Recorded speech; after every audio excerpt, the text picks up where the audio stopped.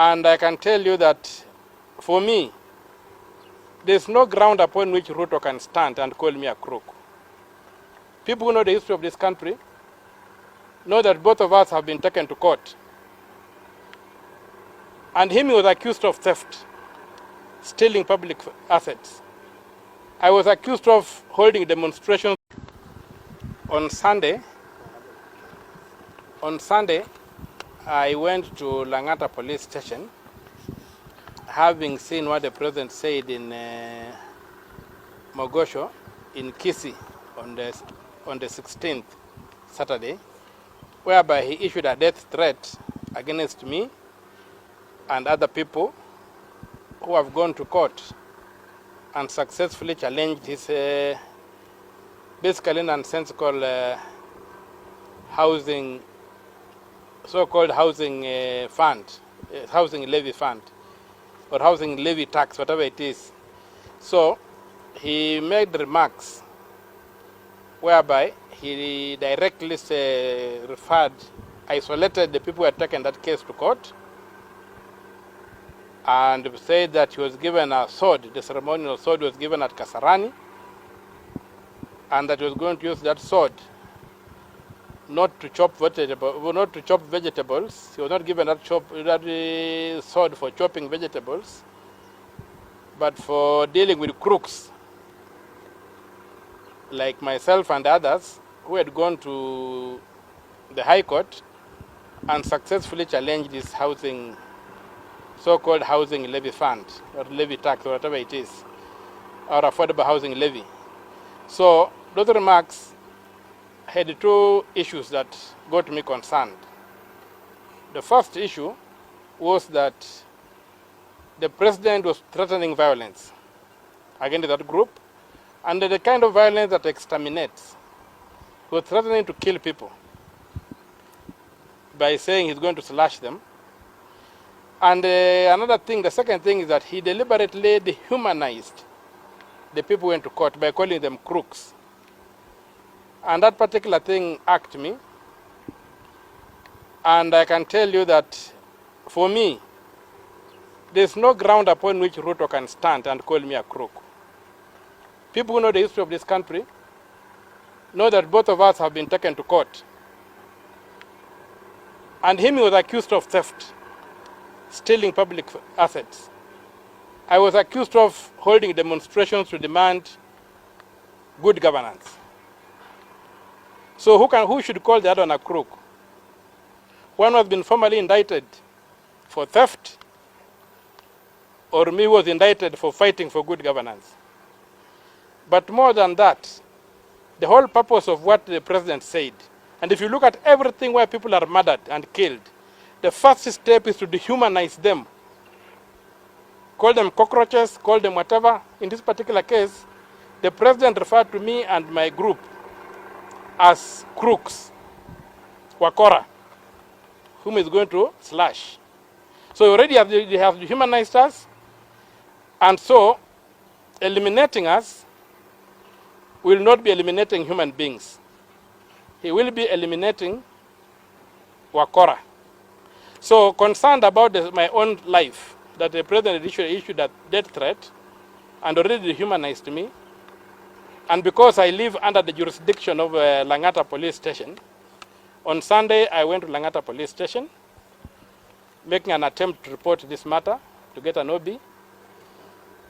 I was kept there for more than 6 hours, being taken around. Eventually, one of the junior officers came and said, "My brother, the discussion I've picked is that they are not going to record your statement. And what I would advise you to do is to go to the crime scene where the crime was committed. That's in Kisii. Go to Kisii in Mosocho and make a report in Mosocho. I'm sure those policemen will not be able to refuse. Because here, when they refuse, they might even argue that the question of jurisdiction, although it happened on national TV for you, they might argue that the question of jurisdiction does not allow them to be the first point of complaint. So taking that advice, I tried to get a flight yesterday to Kisumu or to Homa Bay. All the flights were booked until after next week. I could not get a flight. So, but given the concern I have about my own safety and the safety of the other people whom the president referred to as crooks, whom he is going to slash, the people who had gone to court and gotten orders against his housing levy fund, which the court declared to be unconstitutional, I decided to drive to Kisii, and he drove overnight, go to Mosocho at around 4 o'clock this morning. I went to the police station. I found officers there who handled me very well. They even recorded my complaint in an OB, and the OB is here for those who can see. It's an OB number 03/19/12/2023. It's OB number 3 of today, recorded at Mosocho police station. So after I recorded the OB, they told me that given my current status in society as a senator, they could not record a statement from me at that police station. I needed to be recorded by the senior police officers. So they referred me, they called the OCPD, and they called the DCIO, and told me to come to this other police station. It's called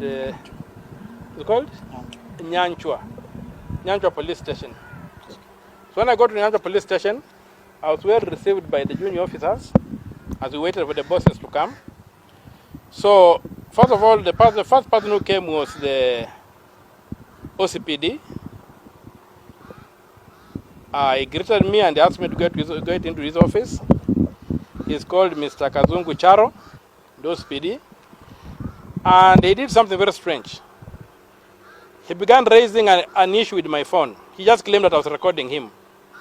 So I told him, I'm not recording you, for heaven's sake. I'm not an idiot. I don't record people. So I said, okay, to make you comfortable, let me hand over my phone. So I handed over my phone to one of the people I had come with, my security detail, and they took it out. Then the second thing, he comes in and tells me, do you know that you cannot accuse the president of anything? I said, where do you get that? He says it's in the law. I asked him which section of the law. He didn't even know. So I told him, the only thing you can do is look at Article 143 and read it out, which he did. And Article 143 does not stop the president from being investigated and being recorded.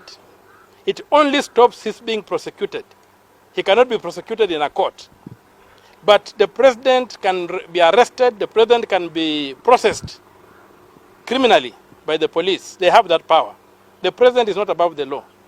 So after I showed him that, he sort of became angry and began shouting at me and saying, I'm not going to record your statement. You can go anywhere you want, but we are not recording your statement. And so stop wasting your time here. Well, at that point, I saw that there was no point dealing with somebody who thinks he can operate outside the law. So I decided to say, okay, I will pack and go. And I intend to go to IPOA. I intend to go to the police headquarters. As for Mr. Kazungu, I'm going to sue him here in Kisii for denying me public services for which I pay. He earns a salary. He's supposed to serve all Kenyans. He was not supposed to argue with me, beginning to say that I'm bringing lies, that he was at the rally, he didn't hear the president say that. And that is how you create dictators. When you begin protecting and covering up for for violations of the law, and you are a law enforcer, you embolden the lawbreaker to do worse things than that. So from here, I'm going back to Nairobi, to the police headquarters. I'll try to get Mr. Kome to record my statement, the Inspector General. And I also want to involve IPOA against Mr. Kazungu, as I also prosecute him for violating my right to be served by the state. So those are the few remarks I have. But I am taking what the president said seriously. I'm not going to blink. But also, I'm not going to withdraw from the court. We are going to use the court because the court is a legitimate forum for settling disputes. And the president, he talks of his being not unstoppable. My advice to him is that he's only unstoppable if he's operating within the law. The moment he steps outside the law, he's stopped by the Constitution.